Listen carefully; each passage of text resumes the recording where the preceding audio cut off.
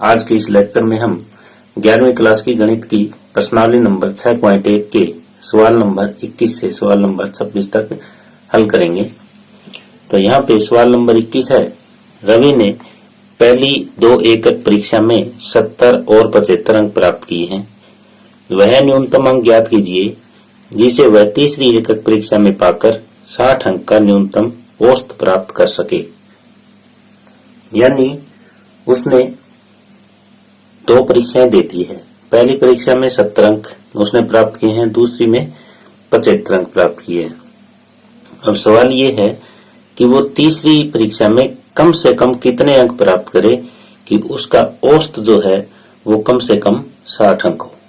तो पहली परीक्षा में रवि ने अंक प्राप्त किए, इसका हल पहली एकक परीक्षा में प्राप्त अंक 70, दूसरी एकक परीक्षा में प्राप्त अंक कितने अंक प्राप्त किए हैं? 75। तो मान लेते हैं कि माना तीसरी एकक परीक्षा में अंक प्राप्त किए x। अब इन तीनों का औसत 70, 75 और x का औसत 60 या 60 से ज्यादा होना चाहिए दी गई शर्तानुसार। हमें शर्त ये दे रखी है कि इन तीनों का औसत यानी 70 का, 75 का और x का आंकड़ों का योग बटे आंकड़ों की संख्या बड़ी है और बराबर है किससे? 60 से। तो ये हो जाएगा 70 और 75 145 प्लस x, ये इधर गुणा हो जाएगा, बड़ा है और बराबर है 180 से। यानी x बड़ा है और बराबर है 180 माइनस 145 से। तो x बड़ा है और बराबर है, यहाँ पे आ जाएगा ये 35। तो यानी तीसरी परीक्षा में वो कम से कम 35 नंबर ले तो उसका जो औसत अंक है वो न्यूनतम 60 अंक हो जाएगा। तो इसलिए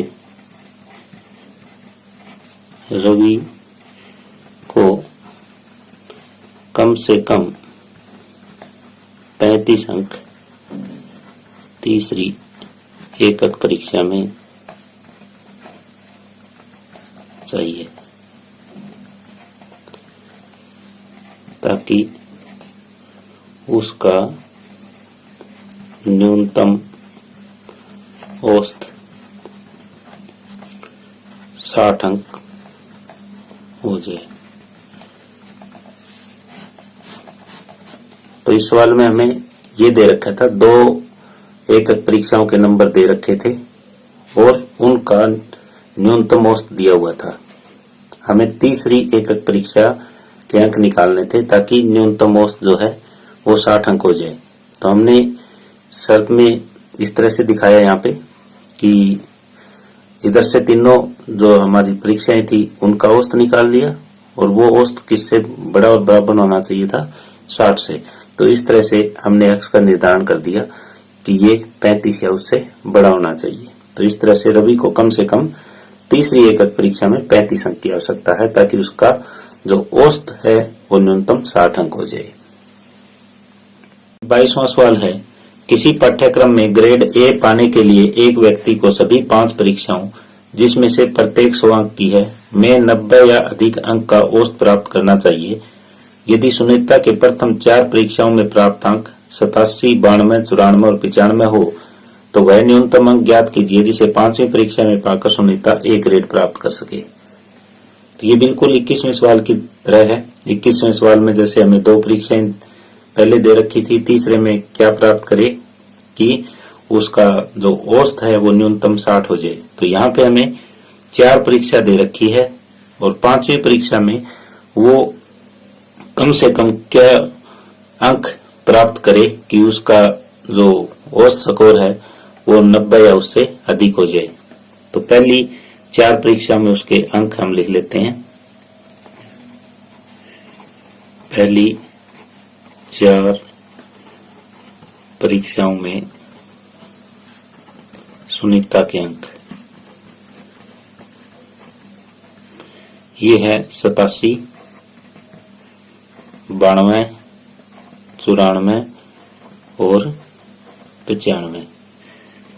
माना 5वीं परीक्षा के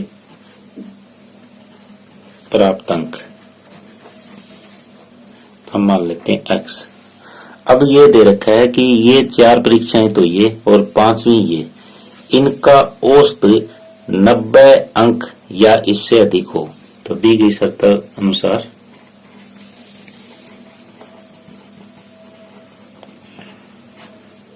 इनका 500 संख्याओं का औसत 87 plus 92 plus 94 plus 95 plus x बटे ये संख्याएं होगी 5 हमारे पास, तो ये या तो 90 होना चाहिए या 90 से बड़ा होना चाहिए। तो अब इनका जोड़ करें 5 4 9 और 2 11 7 18 10 9 19 9 28 और 8 36 368 प्लस x बटे 5 बड़ा है और बराबर है 90 से। तो इसकी 5 की इधर गुणा हो जाएगी 368 9 5 45 450 और इसको ऐसे भी लिखा जा सकता है बड़ा बराबर है 450 माइनस 368। तो x बड़ा है और बराबर है 10 में से 8 गए 2 और यहाँ बच गए 4, 14 में से 6 गए 8, यानी कम से कम वो 82 अंक प्राप्त करे तो उसका औसत स्कोर है 90 या 90 से फालतू हो जाएगा। तो अतः सुनीता 5वीं परीक्षा में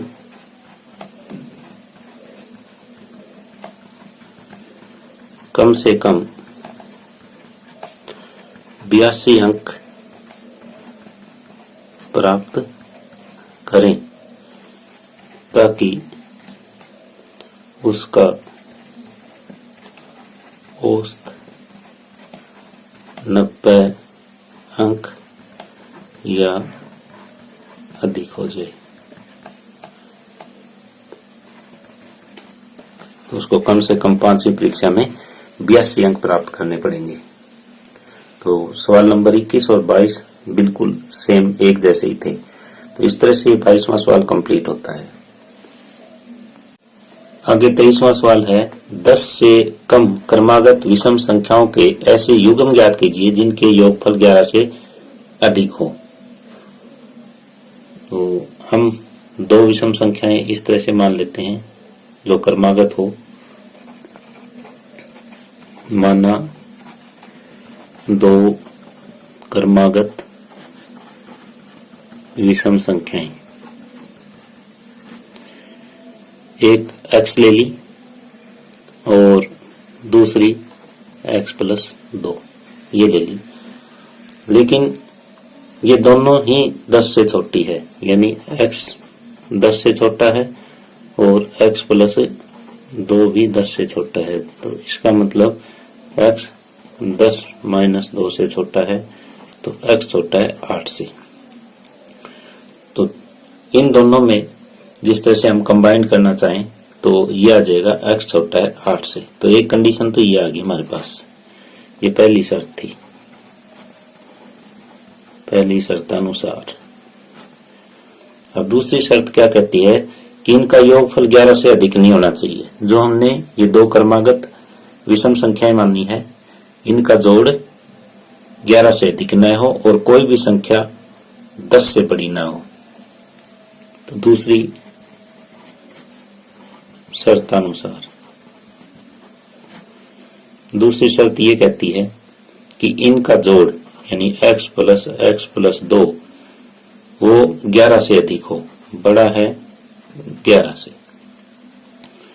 2x प्लस 2 बड़ा है 11 से, यानी 2x बड़ा है 11 माइनस 2 से, 2x बड़ा है 9 से, x बड़ा है 9/2 से, यानी 4.5 से बड़ा है।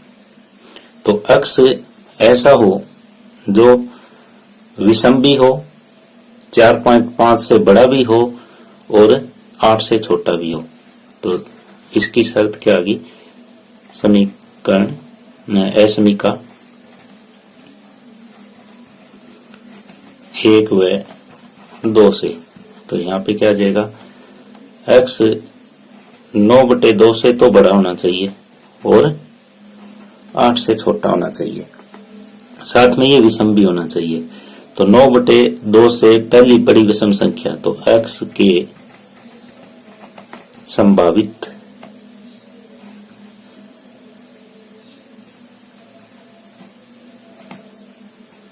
मान 5 और 7 होंगे। तो ऐसे हमें जोड़े ढूंढने हैं। तो जोड़े कौन कौन से हो जाएंगे? तो अभीष्ट जोड़े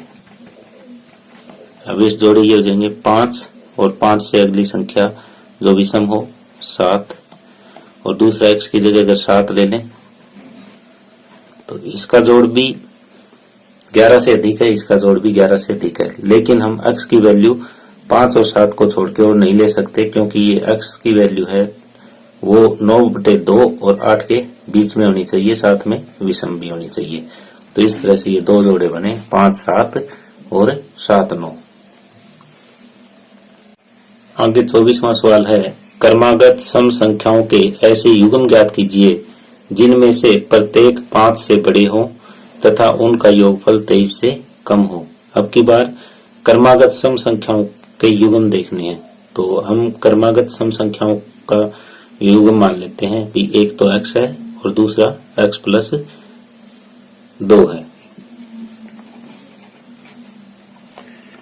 माना दो क्रमागत सम संख्याएं, एक x है और एक x प्लस 2 है, और ये दोनों की दोनों संख्याएं 5 से बड़ी हो। तो x बड़ा है, पहली शर्त।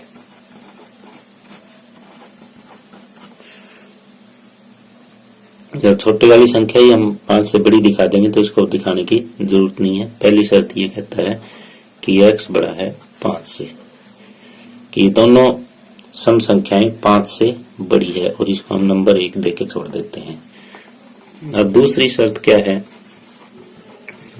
इनका जोड़ है वो 23 से कम हो, यानी पहली संख्या x, दूसरी x प्लस 2, और उनका योगफल है वो 23 से कम हो। तो छोटा है 23 से, यानी 2x प्लस 2 छोटा है 23 से। तो 2x छोटा है 23 माइनस 2 से, 2x छोटा है 23 में से 2 गए 21 से, और x छोटा है 21/2 से। तो इसको ऐसे लिख सकते हैं। अब हमारे पास ये कंडीशन आ गई कि x है वो 5 से तो बड़ा है लेकिन 21/2 से छोटा है, और x एक सम संख्या है। तो असमीका 1 व 2 से यह आ जाएगा कि x है वो 5 से बड़ा है और 21/2 से छोटा है, और एक सम संख्या भी है 21/2 यानी 10.5। तो x के संभावित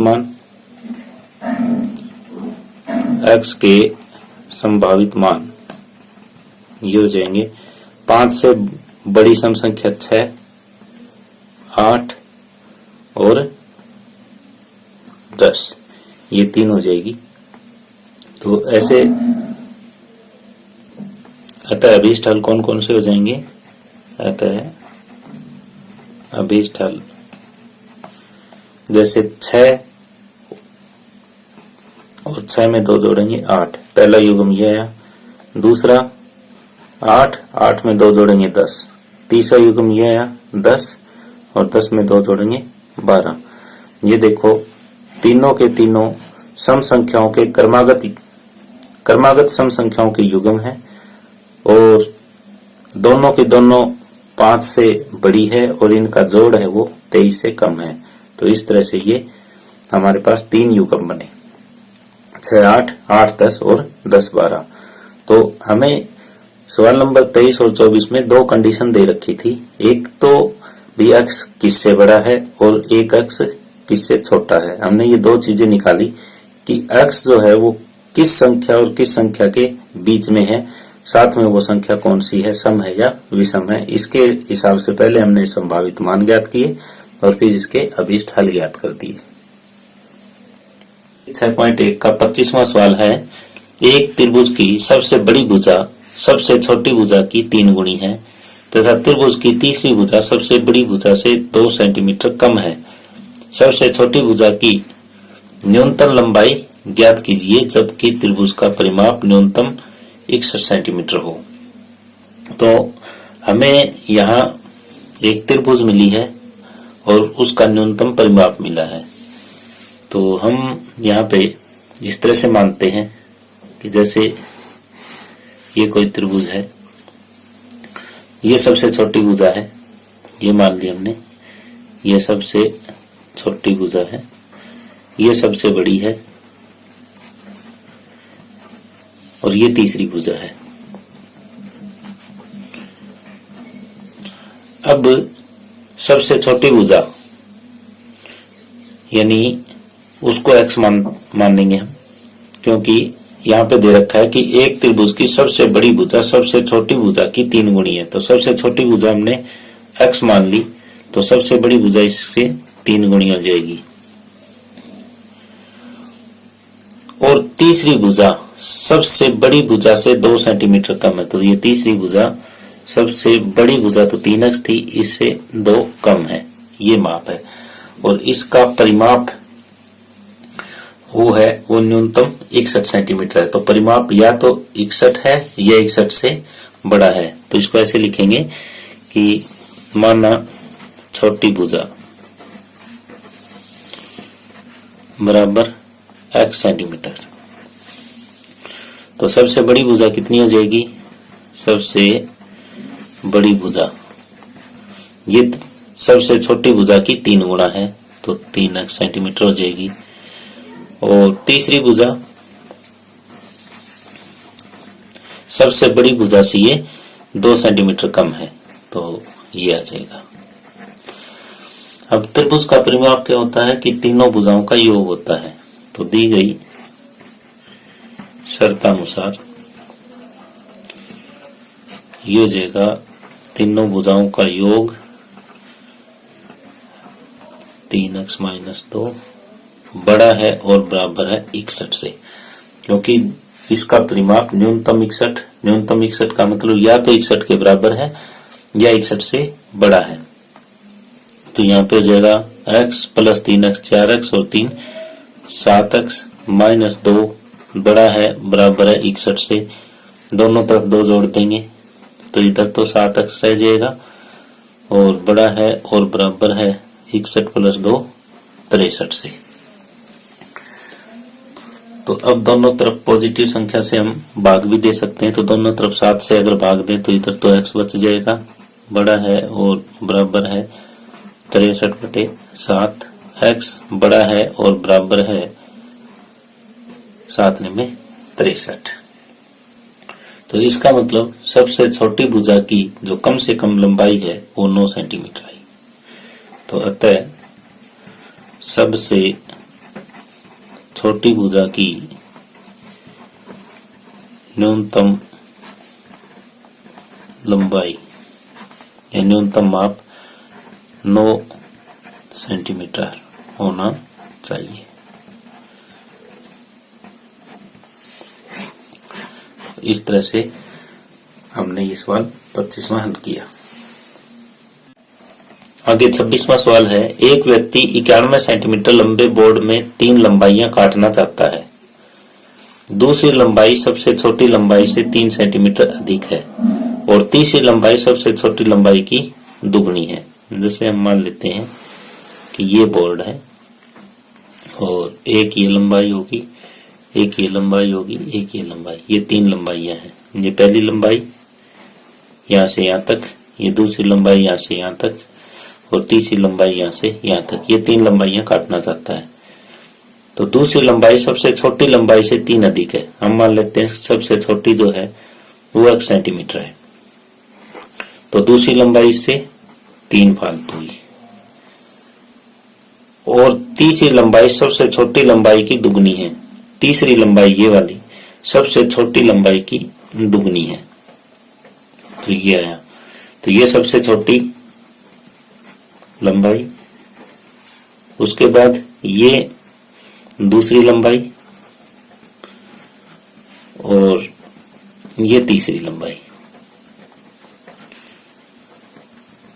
हमें ये दे रखा है कि दूसरी लंबाई सबसे छोटी लंबाई से 3 अधिक है, तो सबसे छोटी लंबाई हमने x मान ली, तो दूसरी x प्लस 3 हो जाएगी और तीसरी लंबाई सबसे छोटी लंबाई की 2 गुनी है। तो यहां तक हमने इस सवाल की स्टेटमेंट समझ ली। और ये बोर्ड है वो 91 सेंटीमीटर लंबा है।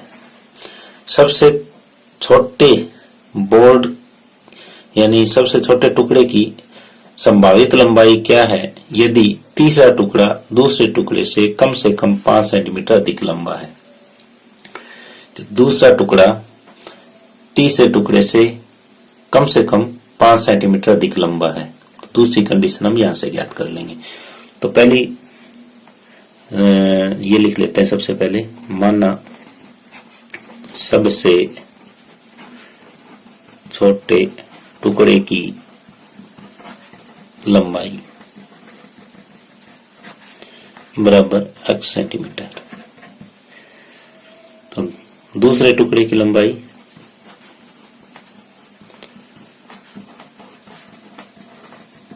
इससे 3 अधिक है, तो x प्लस 3 सेंटीमीटर।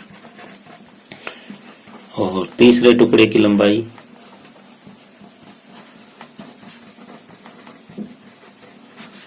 सबसे छोटे टुकड़े से दुगनी यानी 2x सेंटीमीटर। अब ये बोर्ड जो है वो 91 सेंटीमीटर लंबा है, तो इन टुकड़ों की लंबाई या तो 91 सेंटीमीटर के बराबर हो सकती है या 91 सेंटीमीटर से छोटी हो सकती है पहली शर्तानुसार। पहली शर्तानुसार ये हो जाएगा कि इन तीनों की लंबाई या तो 91 के बराबर होगी या 91 से छोटी हो सकती है।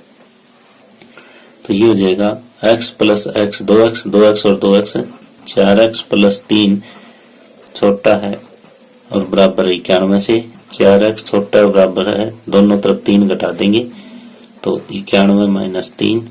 4x छोटा है और बराबर है 88 से, दोनों तरफ 4 से भाग दे दो। x छोटा है और बराबर है 22 से। तो एक कंडीशन तो हमारी ये आ गई कि जो सबसे छोटा टुकड़ा है वो 22 सेंटीमीटर के बराबर है या 22 सेंटीमीटर से कम है। अब एक कंडीशन और दे रखी है कि सबसे छोटे बोर्ड की संभावित लंबाई क्या है यदि तीसरा टुकड़ा दूसरे टुकड़े से कम 5 सेंटीमीटर अधिक लंबा है।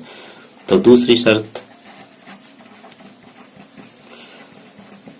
क्या है कि तीसरा टुकड़ा यानी 2x, तीसरा टुकड़ा दूसरे टुकड़े से कम 5 सेंटीमीटर अधिक है। तो इससे कम के लिए ये निशान आएगा कि कम से कम 5 सेंटीमीटर अधिक लंबा है, यानी या तो 5 सेंटीमीटर लंबा है या 5 सेंटीमीटर से ज्यादा लंबा है इस टुकड़े से। तो ये कंडीशन आ जाएगी। तो ये हो जाएगा 2x, ये इधर x बड़ा है और बराबर है 3 और 5 8 से, यानी x बड़ा है और बराबर है 8 से। तो यहां से हम देखते हैं समीकरण, इसको एक मान है समीकरण ये तो 1 मान ली और इसको 2 मान ली। तो 1 और 2 से